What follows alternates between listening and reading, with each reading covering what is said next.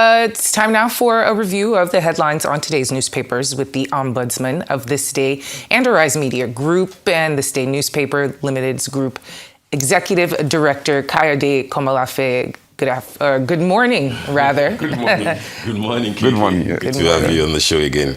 All right, let's go straight into the newspaper review. We'll start, as always, with the newspaper of record. ThisDay on Sunday. It's a potpourri on the cover of ThisDay today from, the very celebratory one and, the sad ones too. But let's start on a good note with the stripe story on top of the masthead. AFCON. Tinubu, Atiku, Obi hail Super Eagles as victory over Algeria sets up semi-final clash with Morocco, which is what we've been discussing with Aaron Akrejola, who's in Morocco. Everybody's happy, even though there were little issues between Nosime and Lukman the other day. It looks like it's a solid team now, and they played fantastic football yesterday. And it looks like there'll be additional $500,000. Compliments of the Bua Group. Well, the Bua Group, if they are able to defeat, the Moroccans, who are the hosts. It will be a tough match, but who says that the Super Eagles will not triumph. All the other stories on the window is business-oriented, as always. Attractive returns drive PFA stock. Federal government of Nigeria's securities portfolio to 19.8 trillion naira. That's a humongous amount there, and it means it's because of the attractive returns that is driving the stocks. That's a good one for the economy. The lead story itself, Southeast APC leaders, elders counter Obi factor, rally support for Tinubu, and the writer says, one, against scattering of regions votes across multiple parties. We discussed this earlier in the program, and Dumebi Kachiku, the former presidential candidate of ADC before the coalition, also spoke about it in detail. The cover story is also political. It's part of what we discussed earlier, celebrating Tambuwa at 60. That's showing the celebrant, or as we say, the celebrator at 60, former governor of Sokoto, with the former president of Nigeria, Olusegun Obasanjo, and former Vice President Atiku Abubakar. The strip story down there, relief as federal government, ASUU set to sign fresh agreement on improving university system on January the 14th. And last but not the least is on a sad note, Chimamanda Adichie breaks silence, blames son's death on negligence.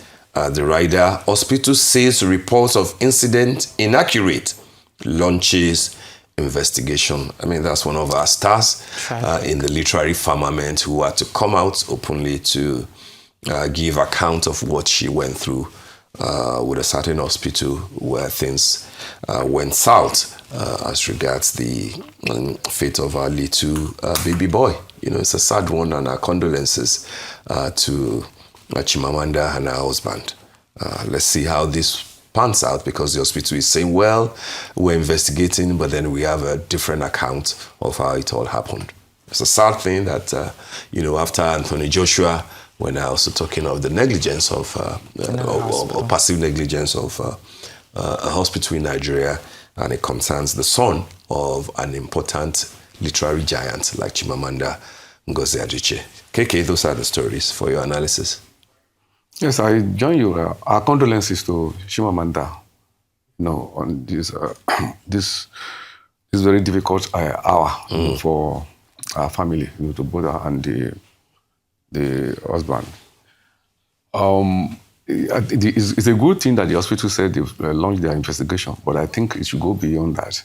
I think this is a matter that should attract the attention of the regulatory authorities, in the health sector, to actually find out whether the standards, are met, and whether the bar, was lowered, in the course of attending, to the baby. Yeah. So I think that is very important, especially, from that this in recent times, this will be about the third incident, in a similar circumstance, So it is important, that the regulatory authority should, look into it to prevent, the occurrence. Absolutely, because Chimamanda is alleging criminal negligence on the part of a certain officer, exactly, a certain staff of the hospital. Yes, I think it is important to get to the root of it, and if anybody is culpable, so that the rule is applied, accordingly. Now, on the front page of ThisDay on Sunday, I think the story that attracts my attention most is the strip, down, and that is the ASUU federal government agreement. It's very good news. On Wednesday, the federal government and ASUU, will be, signing, an agreement which carries, a great import. Now, by way of background, in over a decade now, we've been having ASUU strikes, and a recurrent theme, among the issues, causing the strike is that ASUU would say that there was an agreement signed in 2009, on which the successive administration, have reneged, and that in any case, implicit in that agreement of 2009 was that a renegotiation should be done 3 years later, which means that agreement ought to have been renegotiated in 2012. That is some 14 years ago. Wow. But finally now, a negotiation, was concluded last month, and the agreement, is supposed to be signed. Now, for instance, why I say that it is remarkable, that both ASUU and the federal government have come to this point, is that the clauses, in that agreement are such that, if they are implemented, then we may be looking towards brighter days of industrial harmony, in our tertiary institutions, in the universities. For instance, among the agreement is that there should be the establishment of a National Research Council, for universities, and that council should work towards, devoting 1% of the GDP towards research. Apart from that, the funding of education by the government this time around should be targeted, not just payment of salaries to ASUU members, which are well deserved, they should be well paid, but that laboratories should be well equipped, should be funded. Equipment, should be provided. Staff development, should be taken as a priority, among other clauses. So I think it's going to be a good day, for. And all of it sounds quite reasonable. Absolutely. That they have come to this point, I think, is congratulations to both the federal government as well as ASUU. So I mean, they should be encouraged, that, apart from signing the papers, that immediate steps should be taken towards the implementation, of it, so that you now put a regime in place in the universities, to ensure industrial harmony. Again, this agreement, I mean, is supposed to be renegotiated also in 2 years' time or so. That also should also be kept in view. So it's sharing news, from the university. And quickly, to the other very sharing news, as you have rightly observed, Steve, is the victory, over Super Eagles. Yes, right. For me, really, it's not just it's also the politics of it. That it's not every day you see a headline in which you say Tinubu, Atiku, Obi. All of them are in agreement over something.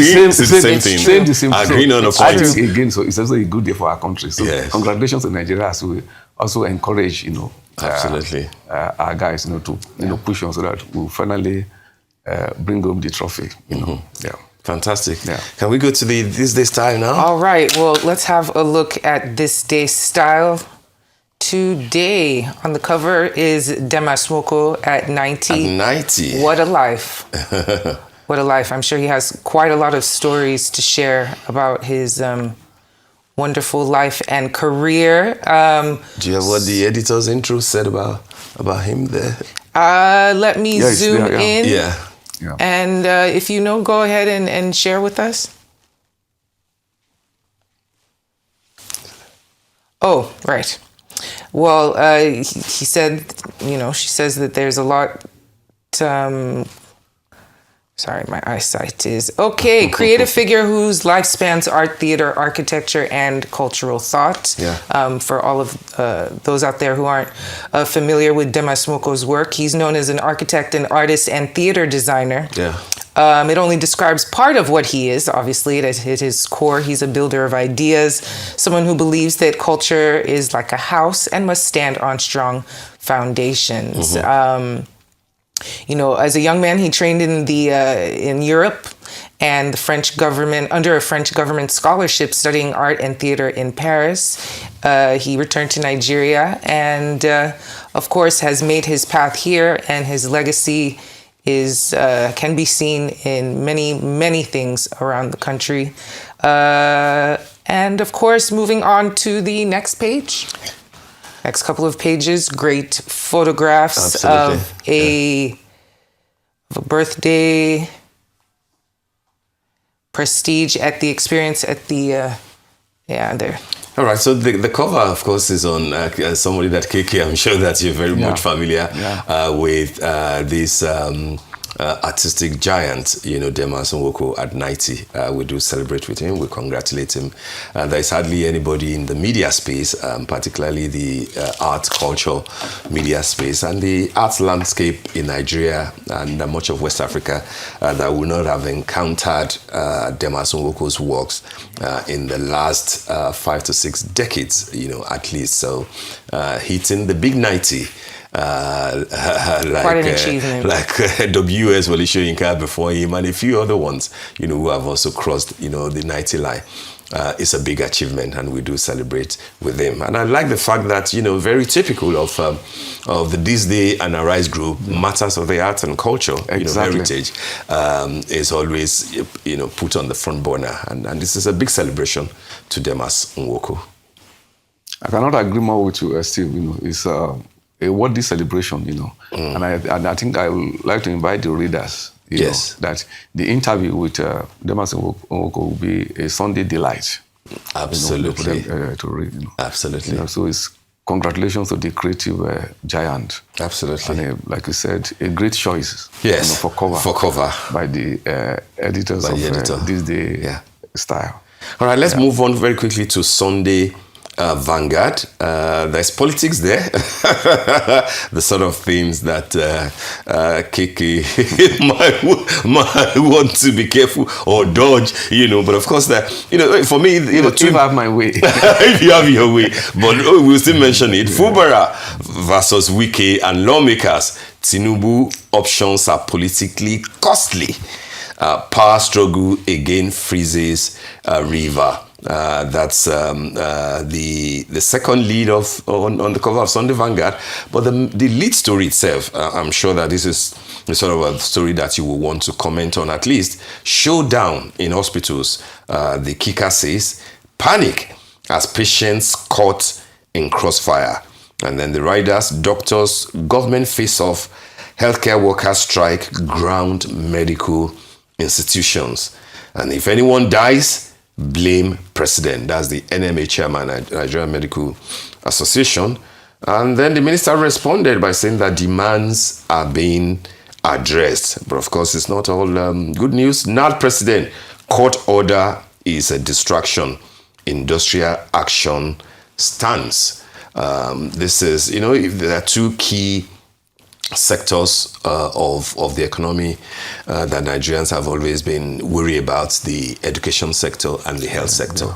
ASUU, on the other hand, we're hearing of good news with the federal government, but for the health sector, it's not so good as Sunday Vanguard is painting it.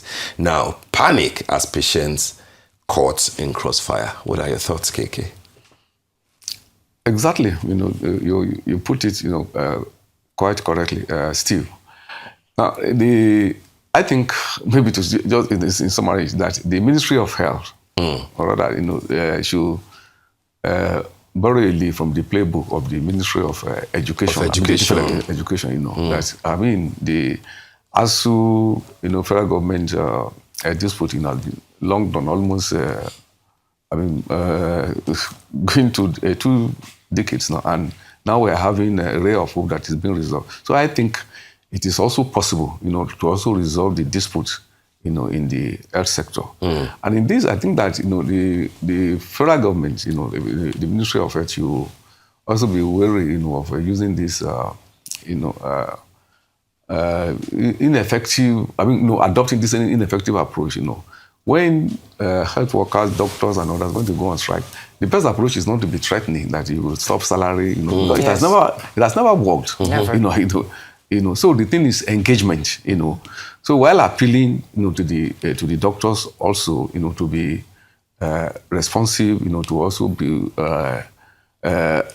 conscious of the fact that at the end of the day, it is the patients, you know, who are at the receiving end, you know, of the dispute. At the same time, you know, I mean, the federal government should, the Ministry of Health, you know, should adopt, you know, a more realistic approach, and that is by engaging the doctors, you know. Yeah. Well, just like you said, you know, in all this about development, you know, you cannot be talking of development, you cannot be talking of a reduction of poverty, whatever, if you don't pay adequate attention to the social sector. Absolutely. You know, especially in the areas of education and health. Yeah. Yes. And paying attention to the social sector, the first thing to be done in that sector is to pay attention to those people who work in the sector, because the human beings. Yeah. Exactly. You know, yes, you talk about the equipment, you talk about the infrastructure, yes, all this and important, but all this, you know, will not work on the human beings, you know, who actually operate, you know, the sector are happy. Yeah. You know, so the welfare, you know, of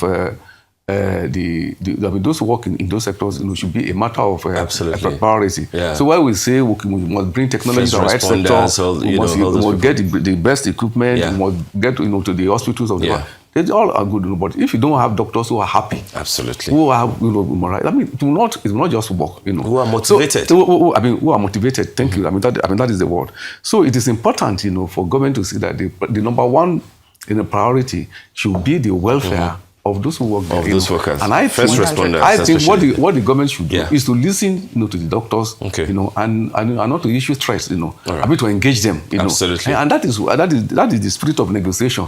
Because if you subject yourself to negotiation, implicit in that is that you may not get all that you demand, you know, that you want, you know. I mean, you may have to shift ground, you know, to the other. You know. Okay, just to bring it to a close with the hints on the cover of a Sunday Telegraph about the Chimamanda thing, that Lagos probes alleged medical negligence, condones Adichie's family. So just like you said the other time, it shouldn't just be the hospital, but the authorities too. And we're glad that Lagos State government is saying that we will probe it because it happened here, and there are laws that have to be respected. So that is quite appropriate. Yeah. Absolutely. Yeah. Thank you so very much for joining us on the morning show. As always, brilliant analysis. Thank you very much. Yeah. And that brings us to the end of the morning show today. Thank you for watching, and do stay safe. I'm Steve Ayorinde. And I'm Hawa Mukan from our entire team here in Lagos, Nigeria. Enjoy the rest of your morning and, of course, the rest of your day. Goodbye.